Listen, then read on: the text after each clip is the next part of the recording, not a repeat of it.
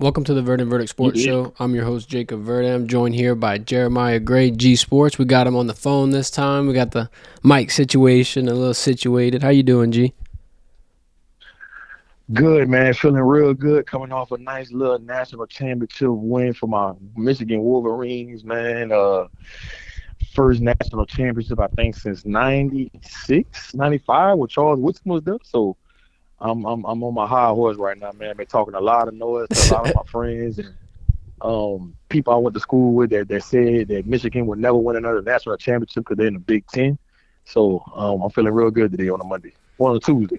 They got you feeling right. We're going to talk about that national championship here in a little bit. But first things first, I'm going to go into your area of expertise here, LSU Recruiting. You see their 2025 class right now, according to On3, is ranked number one out of every school in college football. You see them, get in Bryce Underwood, number one quarterback, Harlem Berry, number one running back, and Dakorien Moore, number one wide receiver. Now, I think getting the number one player in any position, but the top three positions in recruiting, now that's a power move. You can really see LSU building towards the future and building towards that national championship goal. But what do you think about these three players and the odds that they stay committed to LSU throughout this next year? I think two out of the three stays committed. And the reason why I say that is because Bryce Underwood understands what has happened with the last two quarterbacks that has came to LSU, and that's Joe Burrow and Jaden Daniels, who's turning into Heisman Trophy winners. Joe Burrow was the number one pick. Jaden Daniels is probably going to be a top five, at the latest, a top 10 pick. So when you see that, you want to be in that kind of culture and be in that kind of system where you can develop and put yourself in a situation to be a Heisman Trophy candidate and be a top pick one day. So I feel real good about what Bryce Underwood is going to stay committed until it's time for him to sign that piece of paper, especially if Joe Sloan is named the offensive coordinator. I think that's a key dynamic to this whole situation because he's so close to that Bryce Underwood's family and his coaches in Michigan. So I think he'll be a tough. It'll be tough to see him uh, sign that paper anywhere else, especially if Joe Sloan's still on staff for LSU as the offensive coordinator. Harlem Berry, I think Harlem Berry is a lock-in from Louisiana. Been an LSU fan since he's been a kid. The only school I can possibly see luring him away from LSU is the University of Florida because Jabbar Luke is his uncle. And so if Florida could somehow get it going next year and get into the running of being, at one of the top teams in the SEC, you could probably see Florida maybe kind of sneaking at the end and possibly have a shot to get him. But I think LSU is in prime position to be able to get his John Hancock on signing day. Dakorien Moore, I just do not see LSU keeping him committed and having him sign his name on the dotted line on signing day for the 2025 class. You got people like Texas A&M and the University of Texas going after him so hard. One of his teammates, Colin Simmons, is already committed to University of Texas. I just think that when you start talking about the NIL space, that's where LSU is going to lose the battle. We just don't have the money and the resources that Texas and Texas A&M have. And I think, people can say what they want. LSU is wide receiver you, and that's a good pitch to give to Dakorien Moore and his family. But at the end of the day, it's going to be a blank check from the NIL situation when it's all said and done from the signing name on that dotted line. And I just think that LSU is going to drop the ball when it comes to that. And I hope I'm wrong when I say that because I would love to see Dakorien Moore and Bryce Underwood wearing that purple and gold and putting on the show for the next 3 to 4 years after they sign in 2025. But we'll see. Yeah, and if they can keep all three, that would really be some muscle flex for Brian Kelly. You had a lot of people questioning whether he'd be able to recruit and especially recruit the boot. So I think him going out this year in 2024, putting out a strong showing, and then every single year increase his recruiting class rank time and time again, I think that would be very, very big step for LSU. But you mentioned Bryce Underwood seems to be an obvious fit for LSU, and I'd say the same thing. It'd be hard to be a quarterback in high school right now looking at colleges to choose from and looking at LSU and just not deciding to go there. I'd say they're developmental U, honestly, right now. But with that being said, look at their quarterback room right now. You got Garrett Nussmeier, potential 2 more years. Ricky Collins is a talented quarterback. You get Colin Hurley this year, and now throw Bryce Underwood in the mix. Does that quarterback room get a little crowded, and do we see somebody leave out of this room? I think it's evident that not all these quarterbacks are going to stay put. Somebody going to end up leaving. Somebody going to want to have an opportunity to start. And, what LSU is doing right now is just creating competition in the room. And you got to do that. You got to do that and may the best man win. The cream going to always rise to the top. Will it be Colin Hurley? Will it be Ricky Collins? Will it be Bryce Underwood as a true freshman? We don't know.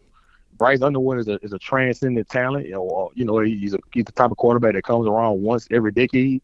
So I could see him having the opportunity to start his freshman year. But it's just going to depend on how much Colin Hurley develops in this first year in the 2024 class.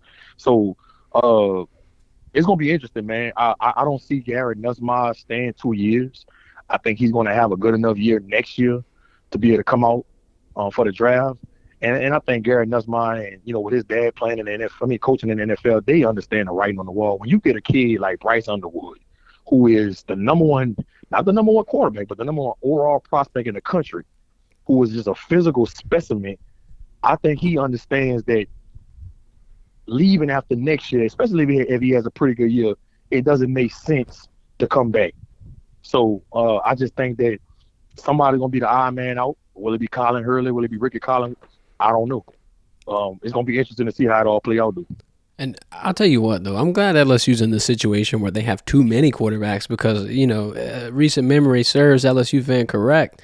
There's times where there hasn't been enough. There's times where, you're scratching your head, like in 2021, we're wondering who you're going to put out there after Miles Brennan breaks his arm going fishing. So I think this situation for Joe Sloan and Brian Kelly, this is one of the best that they've been in, especially because the offensive talent, the offensive weapons seem to not be going away. And that's going to help out that offensive side, continue to put out at that level of production. But the defensive side, you got Blake Baker in. You got some rumors of whether or not Corey Raymond's going to join that coaching staff. What do you think that defense needs to change? And we talked about it a little bit last week, but what would be your 3 things you need to see LSU's defense fix? Yeah, like I talked about in the last episode, man, they got to figure out different dynamic ways to get Deshaun Womack, Savion Jones, Mason Smith, Harold Perkins, Swenson, those kind of playmakers to be able to get one-on-one matchups and be able to rush the passer on a consistent basis, especially on third down. Blake Baker does a great job of mixing his coverages up and running a lot of twists and stunts and getting his best guy singled up. What he did with Missouri's defense was very, very impressive. And so, like we talked about in the last episode, when he gets the type of athletes that LSU has, a la Harold Perkins, a la Savion Jones, a la Mason Smith, I'm just waiting to hear Mekhi Wingo say he's pulling his name out of the draft. I don't know when the deadline is, but if that happens, it's going to all start up front, man. And I think when you bring somebody like Blake Baker in, I think they understand what he's going to do on the defense side of the ball as far as being able to get pressure on the quarterback. And once you do that, it's going to take a lot of pressure off that secondary. And I think you see that secondary thrive and be better than it was this past season, man. So it's going to be interesting, man. Blake Baker, he's not from Louisiana, but he has so many Louisiana ties. He has a lot of relationships in that LSU building. So they're gonna gravitate toward him so heavily, man. And I think, you seen what Damone Clark came out and said, who got drafted in the second or the third round by the Dallas Cowboys. He said Blake Baker's the best position coach he ever had. And some other people came out, I can't remember offhand, that played at LSU that said they love Blake Baker. I talked to Meek Robinson, who got drafted in the third round by the Las Vegas Raiders that played for Blake Baker with the Louisiana Tech Bulldogs. He said Blake Baker is one of the best football minds he's been around, and he's players coach. He's the kind of coach that you can talk to about anything. He takes ideas from his players and implements it in the game plan. And so I think Blake is going to just do wonders for that defense. And I think a lot of people are going to have a lot of questions silenced once we see him get this defense squared away in the spring, get him understanding what he wants and his principles and the different things he wants to do with that defense, man. And we're going to see the LSU get back to what we know, and that's being one of the top defenses in the country. Yeah, I agree. I think that if you need defensive pressure, especially up front with a talented room like LSU lacked this season, I think that Blake Baker's the perfect guy to do it. We talked about LA Tech in the 2018 year. How about fourth in the country in sacks? Not to mention Jalen Ferguson breaking the NCAA career sack record at LA Tech under Baker. It seems like he'd be the perfect coach to utilize that talent, scheme up some pressure, and get the defense back on target. Another thing that I want to see from this defense, though, I want to see a little bit of a balance between their aggression and their patience. You have times where coverages get busted, players are getting a little bit too handsy, players are kind of, I'm not going to say trying to play all the roles on the field, but they're not focusing on their part. They're trying to do too much at times. I think if you keep the aggression but utilize it correctly and, sharpen that IQ, that football IQ, and keep guys like Major Burns and Sage Ryan in the pivotal leadership roles and play through experience, I think you'd see a lot of improvement on the defensive side of the ball. And lastly, look, this seems obvious, but I just got to say it. We need sound tackling for him. We want to preach taking good angles. You want to make sure that the guys are wrapping up. No more running into people with your shoulder, standing straight up, not getting any drive. And I want to see some textbook fundamental LSU defense. I mean, I'm all for the smash mouth defense, pushing through the line. But at the same time, if somebody breaks through and gets to that secondary, I want to see these guys wrap it up. Another thing, we said LA Tech was fourth in sacks in 2018.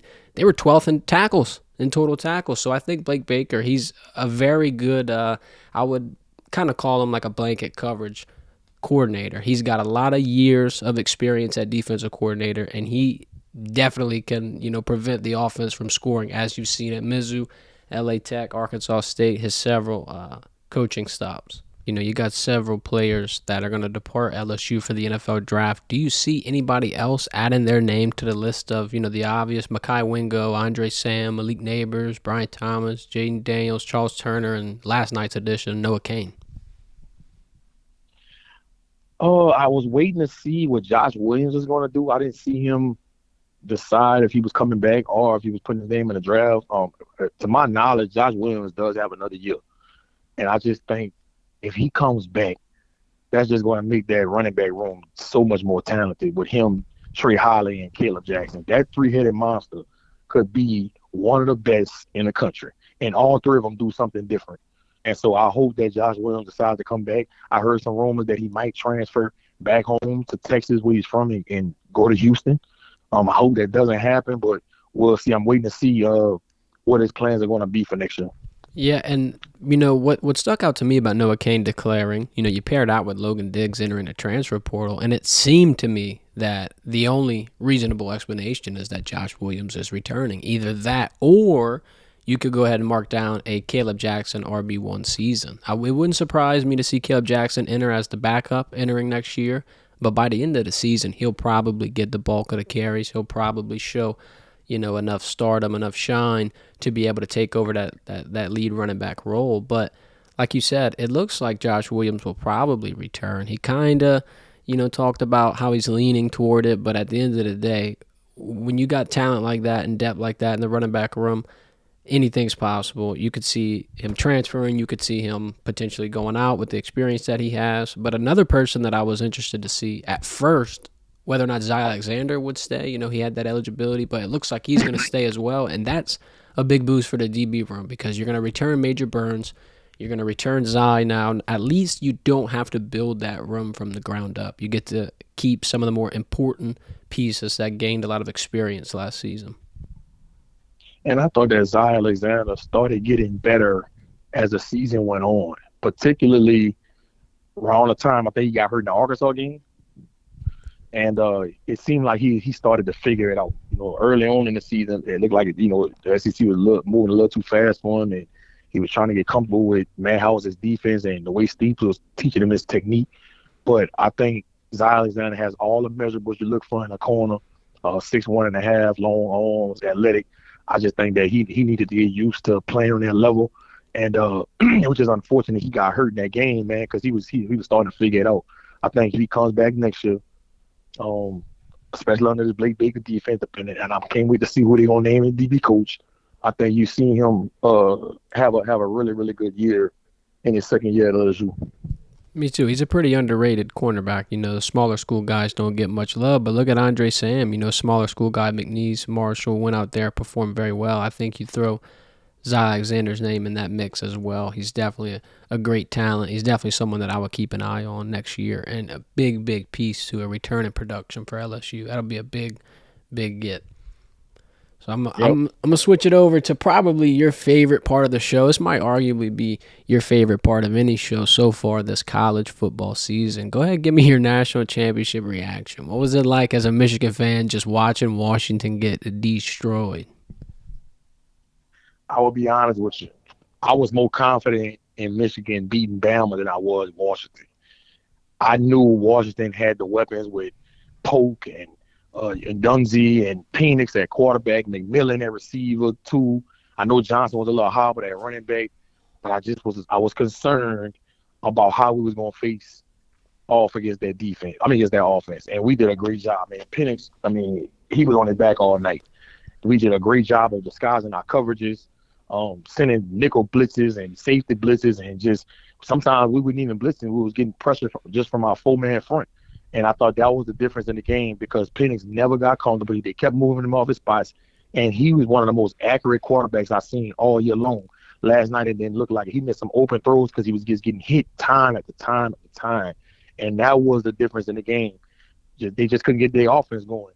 And for Michigan on the other side of the ball, bro, we ran the ball for a record of 303 yards.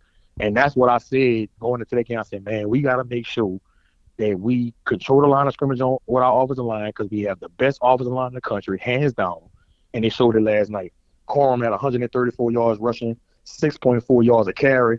Donovan Edwards had 104 yards rushing, over 17 yards a carry. Both of them combined for 4 touchdowns. McCarthy did a good job of getting out the pocket and making plays with legs like he's been known to do. And one of my favorite players on that Michigan offense is Colston Lovely, who I think is going to be a first-round pick when he decides to come out for the draft next year. And so I knew that Michigan had the makeup to dominate this game in the trenches. And they showed it last night, man. I was super, super happy because they proved all of naysayers wrong. Everybody was saying a Big Ten team, especially like Michigan, the style of play that they play is outdated. You can't win playing like that anymore. You got to run spread and this and this and that. And Jim Harbaugh showed you that you can still win by punching people in the mouth, running on people's throat, and controlling the line of scrimmage. And we played good, special teams, offense, and defense. When you play good in all 3 phases, like Michigan did last night, and how they did all year long, you have a team that goes 15-0. You have a team that dominates a championship game like they did last night, and I'm ecstatic. And I've been talking noise to everybody in my group chats for the last 24 hours, and I told them they better block me. Yeah, looking at the game last night, it was a runaway game in the first half, a 17-3 start. The only moment I even thought it was close would be when Washington scores that touchdown right before halftime, and, they're getting the ball to receive in the second half. They do nothing with it. Michigan killed him with the run. Like you said, Donovan Edwards, 2 touchdowns, Blake Corum, 2 touchdowns. But shout out Donovan because he stepped up and he surprised a lot of people, not getting used as much because of how prominent and important Blake Corum has been for Michigan all season. But how about first player in the college football playoff with 2 40-plus yard touchdown runs, Donovan Edwards? That came out of nowhere. That shocked me. Whenever I saw him getting down and getting multiple, and I knew you still have a back like Blake Corum that you can continuously pound through the middle of that defense, that's when I realized, all right, this game's over with. This isn't, as much of a runaway as last year's national championship, but it's pretty close. I don't think Harbaugh was sweating at all throughout that first half. Donovan Edwards, he had a pretty solid year behind Blake Corum. He had 500 yards rushing this past season, and I think about 5 or 6 touchdowns, average over 4 yards a carry. So what Donovan Edwards did last night didn't so much surprise me, maybe because I watched Michigan more than the average person because I'm a fan, but he's that type of back. He's the type of back that could give you a touchdown and take it 80 at any given time of the game. And he showed it last night on the big stage. And when you got both of them going like that, him and Corum, man, it's tough because you're running behind the best offensive line in the country and a massive offensive line at that. And when you looked at Washington D-line, standing next to Michigan offensive line last night, it didn't even look close. It looked like a high school D line going against a college O line. That's how much of a difference it was, and why I knew that if we controlled the line of scrimmage like I knew we would, it was going to be tough. And I wanted to just control the clock because I wanted to keep Washington offense off the field. I didn't want it to become a shootout, and I think Michigan just they stood up to the task, bro. And I'm just so happy to see Jim Harbaugh win him a national championship with all the scrutiny he got this past season with the stealing of the signs and recruiting violations and this and that. I'm just hoping I don't see something come to the bottom of my ticker saying that he's departing for the NFL, because a lot of rumors are saying that he might end up with the Chargers, the Panthers, or the Patriots, man. I just hope he sticks it out and signs a lifetime contract with my Michigan Wolverines, man, and try to run it back next year, bro. Because we got a good team coming back. And I'm glad you brought that up, the Harbaugh to NFL situation. If you ask me about it, the way I look at it is like you said, Harbaugh can coach the rest of his career as long as he wants at Michigan. He's got the potential to be a Nick Saban, to be a legend. And I mean, you just got to the top of college football. You've been pieces away for several years, but here you are, national champions. You got the transfer portal, you got NIL, you got, recruiting that could be pretty strong as you control the Big Ten at this point. I'm not going to say it'd be foolish to leave to the NFL, but the NFL, I mean, if you don't put out in a couple of years, your shelf life is over with. We've seen coaches like Mike Vrabel today get let go by the Titans after 2 back-to-back losing seasons. I mean, hell, the Patriots are talking about getting rid of Bill Belichick, who won 6 Super Bowls with them. It's not like you can just sit there and not produce. So I think the safest and smartest choice, if you're going to get paid at the top of college football coaches, for Harbaugh would be to stay. How do you see him leaving, if he would, and where would he even go? How would that situation improve compared to what he has in Ann Arbor right now? If Jim Harbaugh is going to go to the NFL, which I hope he doesn't, I think it makes all the sense in the world to go to the Los Angeles Chargers. That's the best situation out there. You got a really good defense with a franchise quarterback in Justin Herbert, Keenan Allen at receiver, Mike Williams, Austin Eckler at running back. I mean, that's the best situation out there. And so, and it's in Los Angeles with the most beautiful weather in the world. Like, it's like a no-brainer. That's where you go if you're Jim Harbaugh. But at the same token, you played at Michigan. You got the key to the city. You're coming off a national championship. You got the culture where you want it. I mean, who got it better, bro? Who got it better? But than Jim Harbaugh in Ann Arbor, Michigan, man. I want to see him come back and spend the rest of his career in Michigan, man. And look, let me make a key point about what Jim Harbaugh has done in Michigan. Everybody want to talk about the transfer portal, and that's what college football is going to. So 80% of Michigan's roster did not come from the transfer portal. 80% of their roster came from high school recruiting.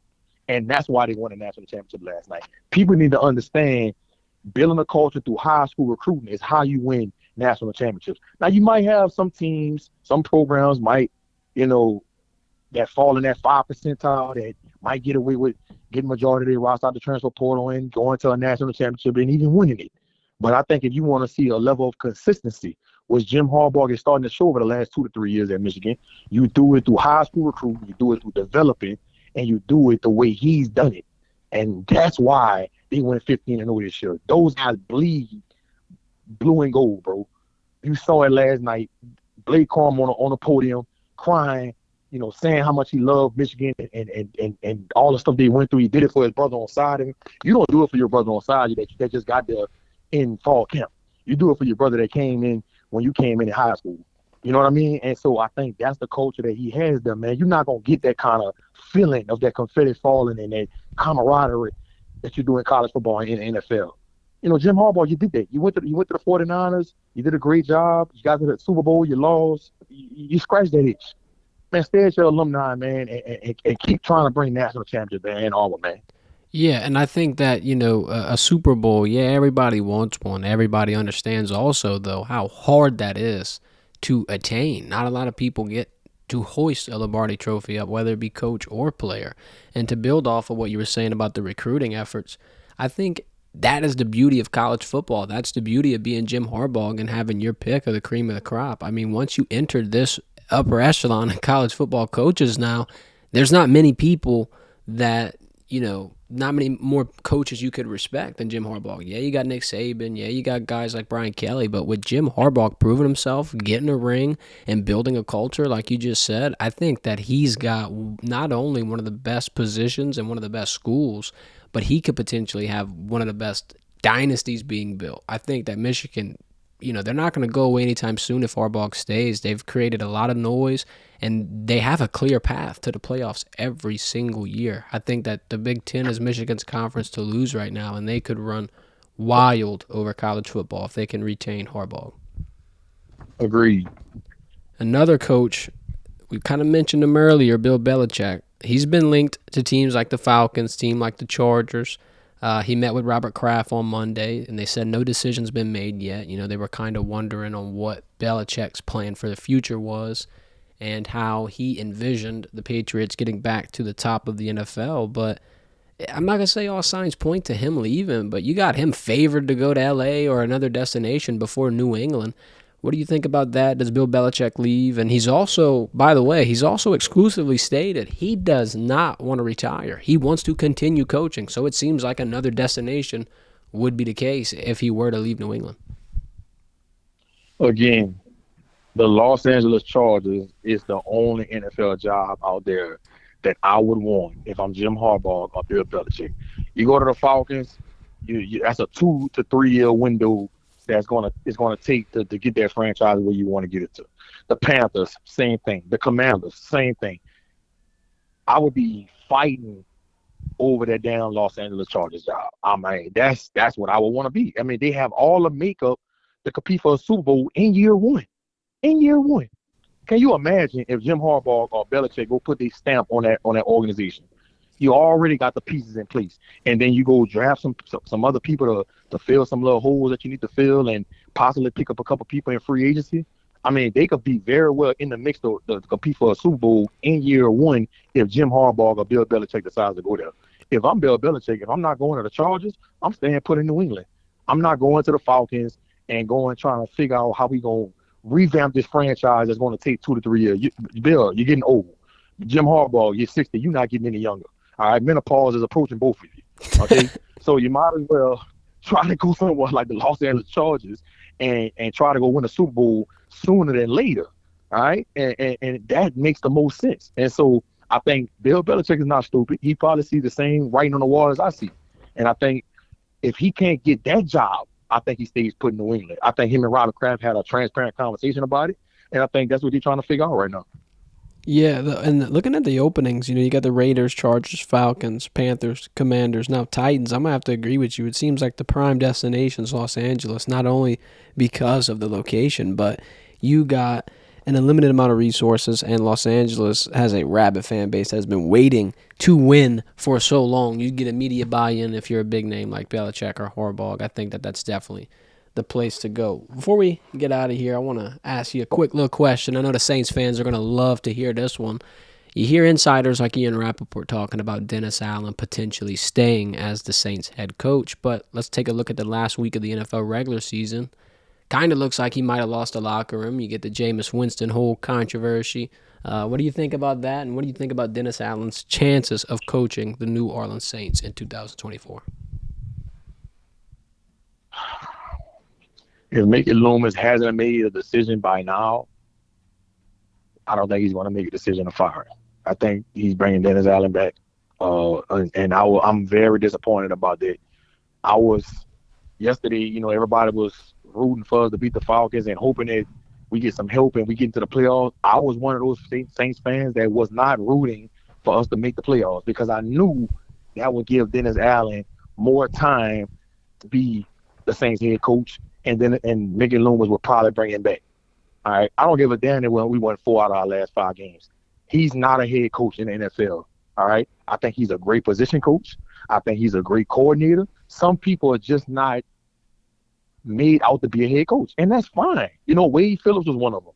Rob Ryan was one of them. Some people are just not suited for it, man. And we need to go get somebody that's offensive minded. Look, that's where the NFL is going now. If you go look and see all the top NFL teams that won Super Bowls over the last 4 to 5 years, it's been offensive-minded coaches.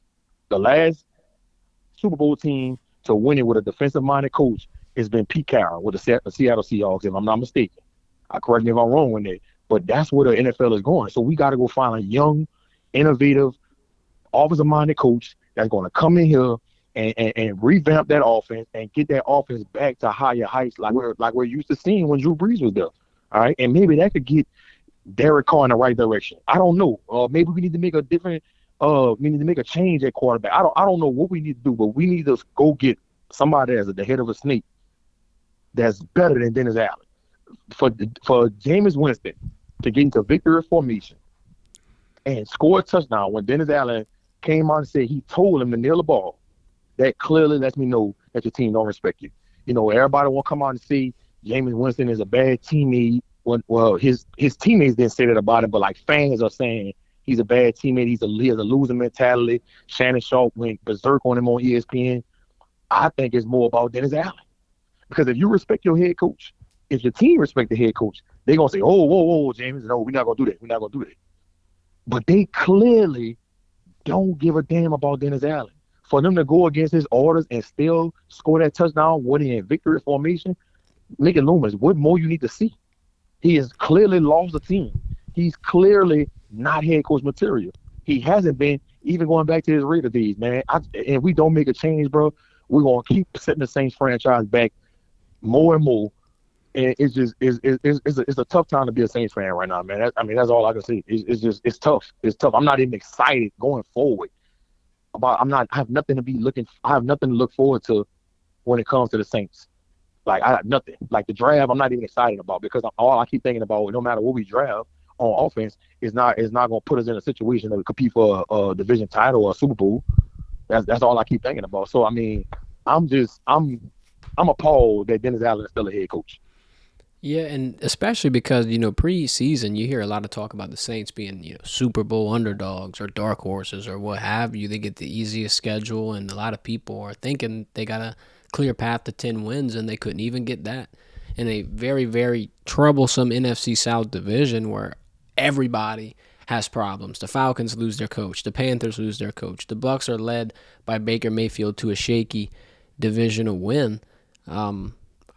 My thing with the Saints preseason was even if they do get those 10 wins and play nobody, don't get that experience, that playoff level experience needed to get past a wild card round, that it would almost be all for naught. I kind of agree with you. The fact that the Saints are out of the playoffs should force Mickey Loomis's hand, and then the Jameis Winston knee fake to the end zone with Jamal Williams is pretty much going to be the cherry on top. That's going to send the Saints into the head coaching carousel, having them look for another coach. And the thing that I'm also seeing, we're talking about things Saints fans are saying, and also we always got to take it with a grain of salt, but you see them saying, put him back at D coordinator. I think that that's never going to be able to work because it's hard for me to picture somebody being head coach and then giving that title up to someone else, staying under their staff, relinquishing their responsibilities, and not having a hand in the head coaching day-to-day duties. I think their best bet is to completely cut ties with them, move on, and that puts them in a rough spot because now, do they clear house with everybody? Do they get rid of all of their staff, kind of similar to what Brian Kelly did? Don't be surprised if Brian Kelly names gets linked to that Patriots job if Bill Belichick departs. And then if that happens, there'll be a surefire to try to draft Jaden Daniels in the top 10 of the draft. Oh, good Lord. I didn't even think about that. Oh, man. I hope we need to put Brian Kelly in a straitjacket for the next couple of months and keep him in Louisiana. Don't be surprised if his name starts getting linked to that Patriots job. Do not be surprised. I'm going to turn off all NFL notifications on my phone to save myself from the stress, but that's going to be a rocky period for LSU fans and Louisiana football fans. Hold up. Breaking news. Uh-oh. Maason Smith has decided to declare for the NFL draft. So Maason Smith is heading to the NFL. Just posted it via his Instagram page. Okay. G, what are your thoughts on this? They still haven't named a D-line coach. I think that's a big part of it. Yeah, I think hiring Blake Baker probably, made Mason feel a little better about going into next season, but you still don't have a D-line coach. And I think the deadline for the end of the draft I think it's today. I think today's the deadline. If I'm not mistaken, I think January 9th was the deadline to enter your name in the draft. So if that's the case, we got to find out who dropped the ball on this not having a D-line coach named, because you could have possibly had Mason Smith and Mekhi Winkle coming back. This is unfortunate for the LSU faithful going forward, man. They are going to be in a world of trouble going into next season, not having any type of interior alignment. I mean, what you got coming back? Guillory, Jalen Lee. Maybe Parasham. But I don't think Shan plays in the middle. I don't think he plays D-tackle. I don't think he plays the 3-tech. Yeah, it is a big blow for LSU going forward. But, shout out to Mason Smith for being able to even be in this position. That's definitely going to be it's going to be a double-sided sword, because I want to see LSU return to the top and have a great defense going forward, and he would have been a big piece for it. But at the same time, being able to see Mason Smith, I'm going to call him home a legend, Terrebonne Parish a legend, getting into the NFL draft. Parish, stand up, man. That's going to be exciting, bro. What do you think about, what went into this decision? And a lot of people might be confused because, things like this are more than meets the eye. Mason coming off of a year-long, injury recovery, him coming in and changing positions, them not having a steady defensive line coach through the past year. How much of that kind of played into the slow start for Mason? And then what do you think about his draft stock going forward? Like, what does he have to do to secure potential first-round or even second-round draft selection for him, or is that possible? Man, first of all, I want to say it's been a treat to cover Mason ever since his ninth grade year at Terrebonne High School. To see the way he's grown, not only as a football player, but as a person, has just been tremendous to watch, man. He's matured in so many ways, on and off the field. I remember when he got his first offer when he went to UL camp when Billy Napier first got there, and just seeing how he had this dream of playing in the NFL when he first started this process, and to see it all come to fruition now in 2024, man, is making me reflect back on just his whole process, man. And I'm happy for him. And you can't blame him, man. I know a lot of LSU fans are probably going to say, "Why is he not coming back? He's not ready for the NFL." And I get it, man. But you got to understand the other side of it, and that's not having a D-line coach named. I think LSU is going to regret not having that position coach named sooner than they did, man. And I know Bo Davis, the D-line coach from Texas, was somebody they was trying to get. I don't know if talk stalled on that, but I'm pretty sure Mason was trying. Because you got to think about it. He could have been declared. You could tell he was waiting it out. They're trying to see who was going to be named the D-line coach, and it just never surfaced. And I think that is a big reason why you're seeing him in the draft today. I talked to a number of NFL scouts at LSU games this year. I want to say it probably about 8 to 10, the Ravens, the Seahawks, the Bears, the Saints, and all of the scouts that I talked to still had Mason going late first round to the middle of the second round. So for all you LSU fans that saying that he didn't play that good and he needs to come back and this and that, they still got scouts projecting him to go late first round to the middle of the second round. And then I had a couple scouts say that depending on how he tests, he could possibly move himself into the middle of the first round. And so when you hear that from NFL scouts, even with, even though he didn't play up to the expectations that we felt like he should have played at this year, that told me all I needed to know. And what a lot of them are saying was, he didn't have a D-line coach consistently throughout his years at LSU. He was coming off an ACL injury. They wasn't using it right. So when you hear those things, it makes you put things in perspective and say, maybe Mason might have a better NFL career than he did a college career. And so I think the LSU fans need to really kind of lay off of Mason when they find out that he is going to the NFL. Yeah, I agree. I'm glad you said that. You see a lot of crazy things on the social media and just in that online world in general. And a lot of it is just, pure uneducated fans. Sometimes people think they know a lot more than they do. And in the Mason Smith situation, like you said, 6'5", 300 plus pounds, blitzing fast speed. He's one of those type of guys that has the intangibles. You can't teach that size. You can't teach that speed to pair with it. And on top of it, the fact that, he's going into this season with a huge uphill battle. I think that he did, he performed, I'm not going to say up to the expectations that we thought, but I think that he had a great year. I think that he's going to be able to build off of this. I think that with the hand he was dealt, he did a very, very good job when a lot of people wouldn't have been able to stand up to the task. A lot of people would have crumbled under the pressure. I mean, being the number one recruit and having two major injuries in your college career would throw a lot of people off. And I didn't see it throw him off. And I also saw him continue to be a great teammate, continue to be a leader on and off the field. Coach Kelly mentioned it several times about him standing up and being a leader and almost like another coach on the sideline during his year off.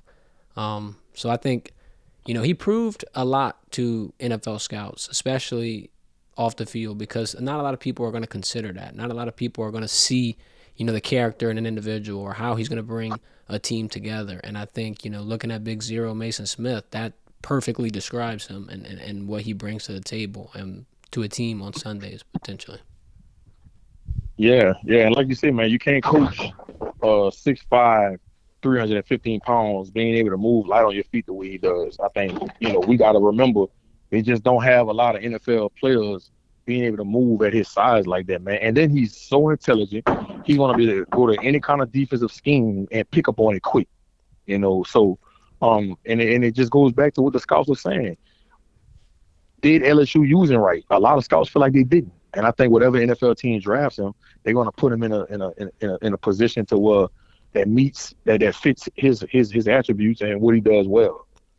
And another thing I want to say real quick before we end this off, Mason Smith and the amount of attention that he attracts during a game. I mean, getting double team, if you do the math, that's 40% of the offensive line to one player. He's a double team magnet, as he was all year. People want to question, where was he, this, that, or the other. He's freeing off spots for everyone else around him. He's a 100% team player, and I think that he'll still draw the double teams in the NFL, and he's a nightmare for a matchup for offensive linemen. Defensive coordinators and defensive line coaches in the league are going to have some fun whenever they get Mason Smith on an NFL roster. I agree, man. Best wishes to him, man. It's always good to see somebody from the crib, from my hometown, being able to go fulfill their dreams, man. I think nothing but good things is going to happen for him going forward to the NFL. And I think a lot of people are going to be surprised on how he goes in the draft, especially after he tests. Yep. So a lot of people thinking he's going to probably fall to the third or fourth round, but after he's finished testing, when he gets picked high in the draft, like late first round, possibly early second round, I think a lot of people are going to be shocked, and that's going to be the people that don't understand football. I agree. So best wishes to Mason. Shout out to him joining the NFL LSU 2024 draft class. I think that's a stacked draft class, bro. That's definitely bigger than last year. The pro day is going to be full of excitement. I'm interested to see. I want to see everybody. I want to see if anybody potentially pulls out of the pro day. Yeah, me too. There's always a lot of drama when you see the pro days, man, because you want to see what everybody's going to run in the 40. You want to see them in drill work and position work, and so they're going to have a shitload of scouts and NFL GMs and head coaches there, because you got to think about it. Malik Neighbors and Brian Thomas are going to be at the head of the draft, and so a lot of people are going to want to see them in person for their pro day. So it's going to be interesting to see. In what is it? March is the pro day? Around April. I think it's going to be around April. Yeah, it's going to be interesting to see. All those NFL teams and GMs and scouts lined up in that LSU Indoors facility to watch them boys perform. For sure. Well, G, I appreciate you stopping by. We had a little extended conversation today with the breaking news, but I'm glad that I was on air to be able to break it with you. Now we got to hurry up and get this out there. No doubt, man. No doubt. I appreciate you stopping in. This has been the Verdin Verdict. I'm Jacob Verdin, bringing you sports talk on the go. Make sure to hit the description. Follow us on social media. I'll link my socials as well as G Sports socials. Y'all go give them a follow. Thanks for watching.